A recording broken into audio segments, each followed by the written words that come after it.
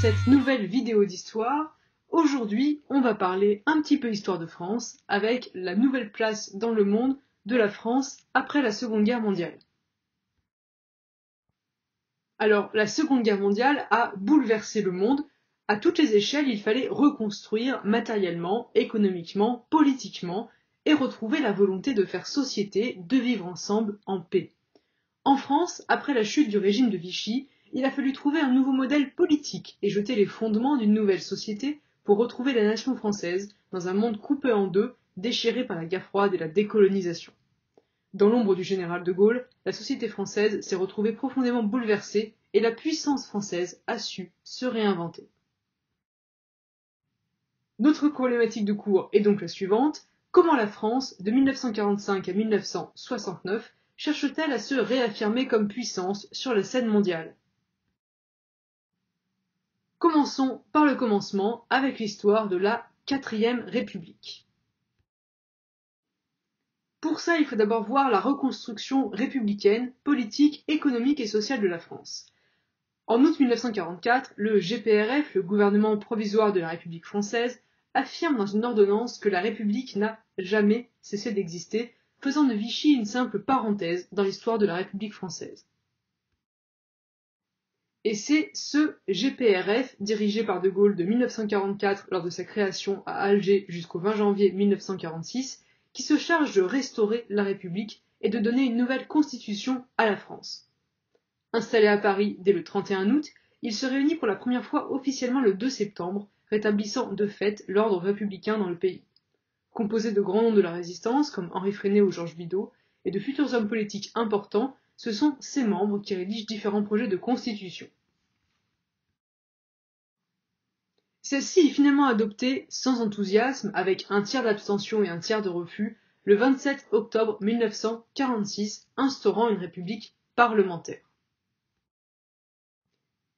Cette constitution prévoit la primauté du législatif, qui vote les lois, au travers de l'Assemblée nationale, la seule à être élue au suffrage universel, et donc à avoir une véritable légitimité pour représenter la nation.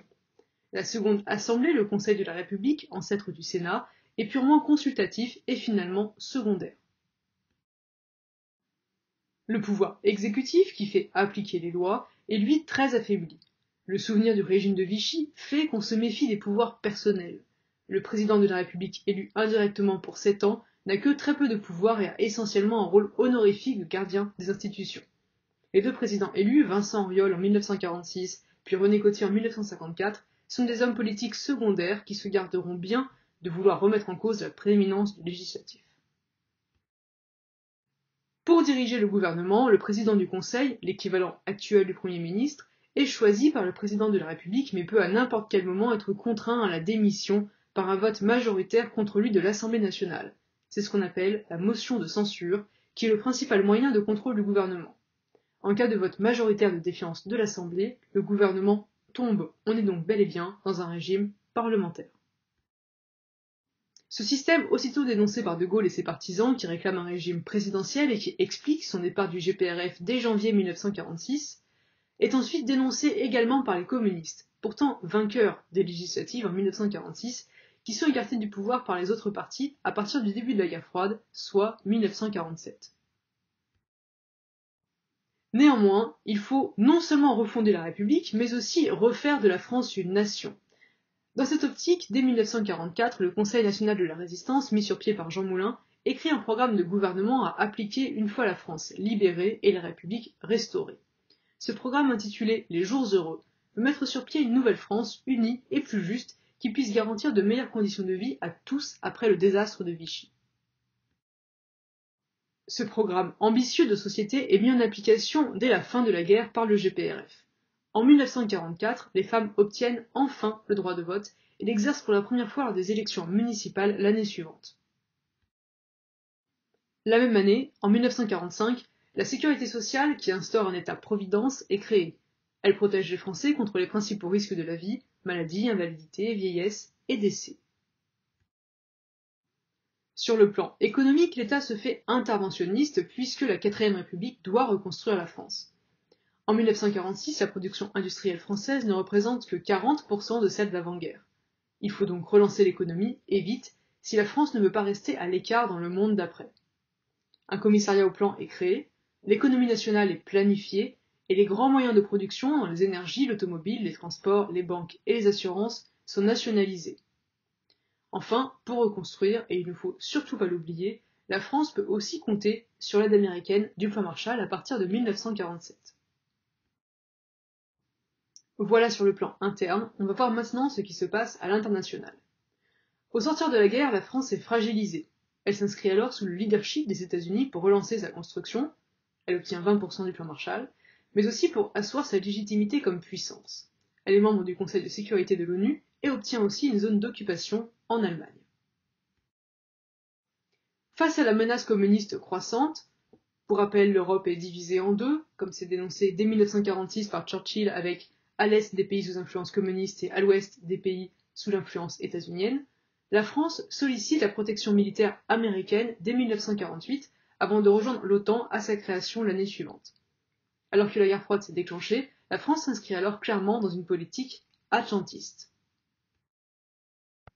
À l'ouest, pour relancer la croissance, des accords économiques sont mis en place. C'est le début du projet européen.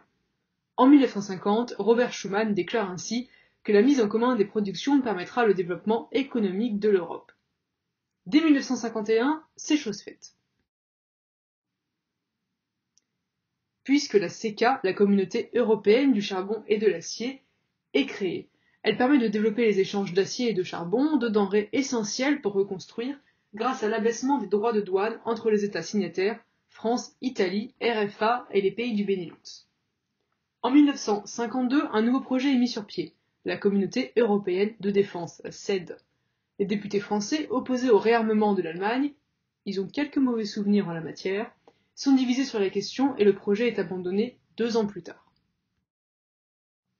Mais si l'angle politique et militaire est abandonné, les Européens approfondissent leur coopération économique en proposant la création d'un marché commun à la conférence de Messine en 1955, qui se concrétise avec la création de la Communauté économique européenne en 1957 avec la signature du traité de Rome.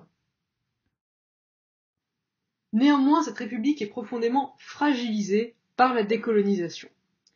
En 1945, la France est encore une des principales puissances coloniales, bien que l'épisode vichiste l'ait fragilisée dans ses colonies. Avec la nouvelle constitution des 46 est créée l'Union française qui regroupe la métropole et ses territoires d'outre-mer. Jusque-là, tout va bien. Dès 1945, pourtant, l'Empire se fissure. Les premières insurrections nationalistes éclatent. À Sétif, en Algérie, 45 000 personnes sont massacrées par les troupes françaises. En Indochine, la population réclame l'indépendance et le Vietnam libre, mais pas indépendant, est reconnu dès le 6 mars 1946. Mais quelques mois plus tard, l'autonomie du Viet Minh est remise en cause par les généraux français qui bombardent le port de Haiphong. En 1947, la révolte paysanne à Madagascar est sévèrement réprimée. Alors, ces mouvements d'émancipation sont anciens, en fait. Depuis le début du siècle, on a des mouvements, minoritaires jusque-là, qui réclament l'indépendance, en contestant les violences et les inégalités du monde colonial. Après la Première Guerre mondiale, et alors que les populations coloniales ont participé activement au conflit, les élites indigènes, les populations locales de l'Empire colonial, souvent formées en métropole, reviennent dans les colonies et font valoir le droit des peuples à disposer d'eux-mêmes. Relativement étouffés pendant l'entre-deux-guerres et la Seconde Guerre mondiale, ces mouvements connaissaient en fait une diffusion bien plus importante à la fin de la guerre. L'échec des négociations avec le Viet Minh plonge la France dans la guerre en Indochine, la perle de l'Empire. Perdant graduellement du terrain et abandonnés par leurs alliés américains, les Français connaissent une lourde défaite à Dien Bien Phu le 7 mai 1954 qui force le gouvernement français à reconnaître l'indépendance du Vietnam. Après 8 ans de guerre, les accords de Genève sont signés avec Ho Chi Minh le 20 juillet de la même année. Le Laos et le Cambodge obtiennent leur indépendance complète, tandis que le Vietnam est partagé entre un sud pro-occidental et un nord communiste dirigé par le Viet Minh. Désormais, seule l'Afrique comporte encore des colonies françaises, pour un temps limité. En 1954 se déclenche en effet la guerre d'Algérie, et l'année suivante, suite à la conférence de Bandung, de nombreux peuples africains demandent à leur tour leur droit à disposer d'eux-mêmes. Le Maroc et la Tunisie obtiennent leur indépendance dès 1956, tandis qu'est adoptée la loi cadre de fer qui encourage l'autonomie des colonies. C'est un échec politique et moral majeur pour la 4ème République qui voit ainsi disparaître une part importante de son empire. En interne, la République devient de plus en plus instable. 24 gouvernements se sont succédés en 13 ans. Les partis politiques s'opposent radicalement. Le PCF est favorable aux indépendances, ainsi que certains libéraux qui critiquent le goût économique des colonies. Sur la scène internationale, la France est mise en minorité. L'ONU affirme le droit des peuples à disposer d'eux-mêmes, les États-Unis et même l'URSS condamnent la politique coloniale de la France, refusant de les soutenir dans la crise de Suez de 1956. Finalement, la 4ème République est plus fragile que jamais. Et sur ces entrefaites, la guerre d'Algérie se déclenche. Aussi, dans cette deuxième partie, nous allons voir comment la crise algérienne achève-t-elle la 4ème République et entraîne la mise en place d'un régime semi-présidentiel. Le 1er novembre 1954, le FLN, le Front de Libération Nationale, déclare l'indépendance de l'Algérie et commet plusieurs attentats. Les objectifs sont clairs. Libérer l'Algérie de la tutelle coloniale française en revendiquant le droit des peuples à disposer d'eux-mêmes auprès de l'ONU. La France n'est pas prête à accepter l'indépendance de sa principale colonie de peuplement. Il y a 1 million de Français, qu'on appelle les pieds noirs, qui y vivent. Les hommes de Messali Hadji prennent alors les armes face aux forces françaises, aux colons français, mais aussi aux Algériens modérés. C'est le début de la guerre d'Algérie. Cette guerre profondément asymétrique, on compte moins de 20 000 combattants de l'ALN, l'Armée de Libération Nationale, la branche armée du FLN, contre 500 000 militaires engagés côté français en 1957. Cette guerre donc devient rapidement une des guerres décoloniales les plus sanglantes. L'état d'urgence est déclaré en 1955. Les pieds noirs français sont assassinés et doivent fuir en métropole en abandonnant toute leur vie en Algérie. La France mobilise en masse ses appelés, envoyés faire leurs armes dans la colonie aux côtés des Harkis, les Algériens qui combattent pour la France. Le FLN et l'OAS, l'organisation de l'armée secrète, pratiquent des attentats en Algérie mais aussi en métropole. En 1957, lors de la bataille d'Alger, les forces françaises pratiquent la torture. Les Français sont divisés, les Algériens aussi. Pourtant, la France perd petit à petit les combats et l'opinion publique appelle de plus en plus à des négociations avec le FLN. La 4ème République subit les événements d'Algérie. Les gouvernements tombent et changent, mais la situation ne s'améliore pas et la guerre s'enlise. Le 13 mai 1958 à Alger, des manifestations ont lieu et un groupe de militaires français qui se surnomme le Comité de salut public, en référence à la Révolution française, prend le pouvoir. Ils exigent le retour au pouvoir du général de Gaulle. Pour eux, il est le seul à pouvoir garantir le maintien de l'Algérie sous la domination française et le retour de l'ordre. Le 15 mai, le général se dit prêt à assumer les pouvoirs de la République. C'est original. Le 28 mai, Rémy Fimelin, le président du Conseil, démissionne, mais personne ne veut prendre la relève, à part de Gaulle. C'est original aussi. Finalement, le président René Coty se dit prêt à démissionner à son tour si de Gaulle n'accepte pas le poste. On va quasiment le supplier de reprendre le pouvoir en France. Le 1er juin, le général se présente devant l'Assemblée où il est investi chef du gouvernement malgré l'opposition de la gauche et de Pierre Mendès France qui voit là un coup d'État masqué. Il a posé une condition avant d'accepter le poste, que l'on change la Constitution. La fin de la République parlementaire est donc annoncée. Dès le 4 juin, De Gaulle se rend en Algérie et déclare son fameux « Je vous ai compris » à la foule rassemblée. On pense alors qu'il va poursuivre l'engagement militaire contre le FLN. Après tout, c'est pour ça que les militaires l'avaient appelé au pouvoir.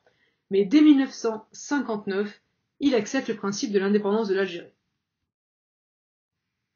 Les partisans de l'Algérie française se sentent alors trahis et tentent un putsch militaire à Alger en avril 1961, qui échoue. En mars 1962, les accords d'Évian mettent fin à la guerre. Ils sont ratifiés par référendum, avec 90% de oui en France, 99,7% en Algérie. 1 million de rapatriés, juifs et pieds noirs, arrivent en France, tandis que les Harkis sont laissés à leur sort en Algérie. On va donc avoir une nouvelle république, puisque le 2 juin 1958, au lendemain de son investiture, De Gaulle obtient les pleins pouvoirs pour 6 mois pour réformer la Constitution et résoudre la crise algérienne. La nouvelle République qu'il dessine est semi-présidentielle, et non plus parlementaire, fidèle à ses idées selon lesquelles il faut un exécutif fort pour réformer le pays, en sortant des querelles partisanes. Il coécrit ainsi une constitution avec Michel Debré, dans laquelle le président décide presque seul de la direction du pays et des grandes politiques qui doivent être menées. Le gouvernement gouverne et donne le cap à la suite du président tandis que le Parlement vote les lois et contrôle l'exécutif.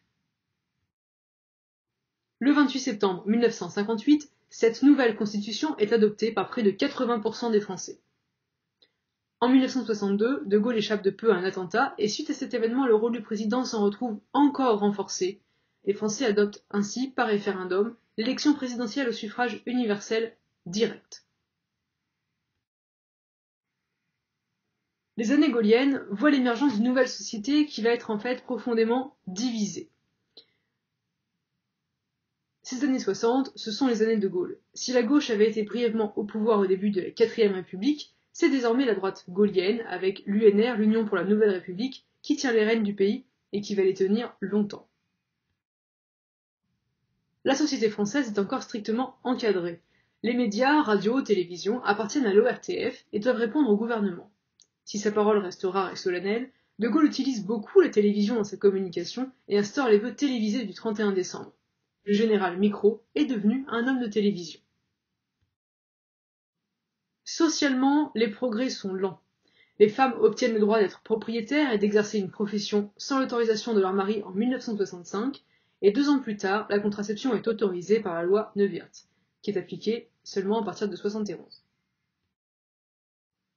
Surtout, la société française se retrouvait bouleversée durablement par les événements d'après-guerre. La France, qui a fait appel massivement à l'immigration pour reconstruire, notamment algérienne, se voit amputée de son empire colonial en l'espace de 2 décennies. Malgré une politique officielle de l'oubli, les sociétés restent longtemps divisées. L'arrivée des pieds noirs en métropole est chaotique, traumatique. Les relations entre la France et l'Algérie mettent un demi-siècle à se normaliser. La France ne reconnaît ainsi le terme de guerre d'Algérie qu'en 1999 et a toujours du mal à reconnaître la torture pratiquée à l'époque. L'Algérie glorifie la guerre de décolonisation, mais oublie les harkis de son côté. Les familles sont séparées, vivant des 2 côtés de la Méditerranée. Dans ce contexte, les mémoires de la guerre d'Algérie, plurielles, restent traumatiques à bien des niveaux et continuent de fractionner les sociétés françaises et algériennes, malgré une tendance très récente à l'apaisement. Alors on a dit que les années 60 étaient les années de Gaulle, donc on va voir ici comment la France s'est réaffirmée comme puissance sous sa présidence. Regardons d'abord du côté de la politique étrangère. Quand De Gaulle prend le pouvoir en 1958, il fonde une nouvelle république mais redessine aussi les contours de la puissance française en menant une politique de grandeur. D'abord sur le plan militaire, la France se réarme et développe des programmes industriels liés à la défense, nucléaire, les industries aérospatiales ou encore l'informatique. La maîtrise de la bombe atomique, essentielle pour être une puissance dans la guerre froide, est actée en 1960 quand explose la bombe A dans le Sahara, et dès 1964, ces avions portent des ogives nucléaires. De Gaulle, en parallèle, prend de la distance avec les Américains et décide en 1966 de retirer la France du commandement intégré de l'OTAN, et les bases américaines en France sont évacuées. Si le pays est toujours dans le bloc occidental, De Gaulle soutient ainsi les Américains lors des crises de Berlin et de Cuba, il critique leur leadership et leur intervention au Vietnam. En parallèle, il se rapproche des communistes, remettant en cause le système bipolaire. Il reconnaît ainsi la Chine de Mao en 1964 et voyage en URSS 2 ans plus tard. De Gaulle voit aussi dans la construction européenne une chance pour la France et il soutient activement la création de la politique agricole commune, la PAC, en 1962 et du marché commun. La suppression des droits de douane est actée dès 1968 entre les pays de la CEE, qui permet ainsi de soutenir la croissance économique de la France. Néanmoins, il refuse d'approfondir le partenariat européen à d'autres domaines. Il s'oppose ainsi à tout projet fédéral, souhaitant que le projet européen reste celui d'une confédération d'États-nations. Il va alors jusqu'à pratiquer la politique de la chaise vide pendant 6 mois, entre 1965 et 1966, pour empêcher toute avancée et garantir le maintien du droit de veto des États membres. Il s'oppose aussi fermement à l'entrée du Royaume-Uni dans le marché commun à 2 reprises, en 1963 et 1967, pour mieux s'éloigner de l'influence américaine, tandis qu'il se rapproche de Konrad Adenauer, le chancelier de la RFA. Il se rend ainsi dans ce pays en 1962 et signe la même année le traité de l'Élysée, scellant de fait la réconciliation franco-allemande. Enfin, si la France a perdu ses territoires coloniaux, De Gaulle ne compte pas perdre tous les avantages que l'Union française prodiguait. Une coopération économique et militaire de type néocolonial est mise en place, en particulier avec l'Afrique, qui permettent l'affirmation de la puissance française. Néanmoins, la France reste, sous De Gaulle, une puissance moyenne. Il reste allié des Américains et membre de l'OTAN et ne peut en aucun cas concurrencer les deux grands. Quels sont malgré tout les atouts de la puissance française? En plus d'une solide assise européenne avec la CEE, elle possède, on l'a dit, la bombe atomique depuis 1960 qui assure sa défense par la dissuasion nucléaire et lui donne un poids diplomatique plus important. Ces années sont aussi marquées par la modernisation de la France. Le commissariat au plan sous la 4ème République avait orchestré la reconstruction du pays qui est modernisé au pas de charge sous De Gaulle. En 1963 est créée la DATAR, qui a pour but de développer le monde rural, de renforcer le maillage urbain et de développer les infrastructures de transport. On crée alors les métropoles d'équilibre pour limiter la macrocéphalie parisienne, ainsi que des villes nouvelles pour accueillir une population en pleine croissance avec le baby-boom et l'appel à une main-d'œuvre immigrée importante, comme en témoigne l'apparition de grands ensembles dans toutes les banlieues françaises. On développe et modernise aussi le réseau de transport. En 1960 est créé le premier plan directeur d'aménagement du réseau routier qui prévoit la construction de plus de 3500 km d'autoroutes d'ici 1975. L'État aménageur est aussi entrepreneur et accorde des aides publiques aux grands groupes industriels français. Il investit ainsi dans le programme franco-britannique du Concorde en 1962, puis dans le programme franco-allemand d'Airbus en 1967. L'État poursuit également la politique de grands travaux qui avait été lancée sous la 4ème République, avec la construction de grands barrages hydroélectriques et des aéroports. L'économie française profite pleinement des Trente Glorieuses et la création du nouveau franc en 1960 permet de consolider le commerce extérieur du pays. La croissance française est aussi tirée par la consommation. Ces années sont en effet celles de l'équipement ménager et voient la naissance des grandes surfaces qui libèrent la ménagère. Dans cette nouvelle société de consommation, on crée aussi les grandes stations intégrées balnéaires, comme celle du Plan Racine en 1960, et de montagne qui vont pouvoir accueillir les travailleurs en vacances. La France se réaffirme aussi comme puissance culturelle. En 1959 est créé un ministère des Affaires culturelles dirigé par André Malraux. On crée la Maison de la Radio pour accueillir les médias de la RTF, mais aussi des maisons de la culture dans les villes pour promouvoir les créations contemporaines, la haute couture et le luxe français qui sont toujours autant appréciés de par le monde, et la France obtient même, en 1968, les Jeux Olympiques d'hiver qui se déroulent à Grenoble et contribuent à faire des Alpes une vitrine du pays à l'international. Seulement, cette société très encadrée cherche à s'émanciper. Premier témoin de cet encadrement, les médias. Si la presse papier est assez libre, l'État a le monopole sur la radio et la télévision depuis 1945, regroupés au sein de l'ORTF à partir de 1964. Le contenu était soumis à la censure étatique. De Gaulle met ainsi en place le SLI, les services de liaison interministériels, qui étaient censés vérifier l'ensemble des communications entre le gouvernement et la télévision. Et si les programmes diffusés s'éloignaient trop de la ligne gouvernementale, les subventions publiques pouvaient être drastiquement baissées. Il faut dire que la télévision, en particulier, est vue comme le principal outil de communication du pouvoir. Si la présence de Gaulle est rare, celui-ci s'adresse néanmoins régulièrement aux Français. Quand éclatent en 1968 les premières émeutes, ces médias s'impliquent aux côtés des manifestants, les soutiennent, c'est le rôle en particulier que vont tenir les radios périphériques comme RTL, et les journalistes de l'ORTF se mettent aussi en grève pour dénoncer la mainmise du pouvoir sur les médias, et ils sont presque tous limogés. Si un événement montre justement les difficultés internes de la société française sous De Gaulle, c'est bien mai 68 où étudiants et travailleurs se retrouvent à battre le pavé ensemble.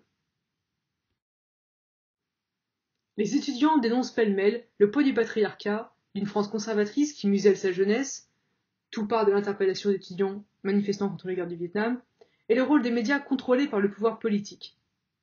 Ils veulent une autre société, plus ouverte et tolérante. De l'occupation de la tour administrative de l'université de Nanterre, les manifestations se déplacent dans le quartier latin et tournent à l'émeute du 6 au 13 mai. La contestation du pouvoir gaullien prend de nouvelles formes dans les jours qui suivent.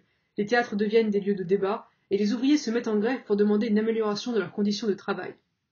La révolte est telle que De Gaulle prend brièvement la fuite le 29 mai. Finalement, De Gaulle rentre, acclamé par la rue, et le patronat accepte de signer les accords de Grenelle. La République a tremblé, mais n'a pas cédé. En 1969, De Gaulle est pourtant poussé à la démission. Plus en phase avec son électorat, son projet de régionalisation est refusé par référendum et il se retire définitivement de la vie politique, laissant place à Georges Pompidou, son ancien Premier ministre, qui inscrit largement sa politique dans celle de son prédécesseur. La rupture, nette dans la gouvernance de la France, intervient en 1981 seulement, avec l'arrivée au pouvoir de la gauche de François Mitterrand. Merci d'avoir écouté et suivi ce cours, et comme d'habitude, on se retrouve très bientôt en classe.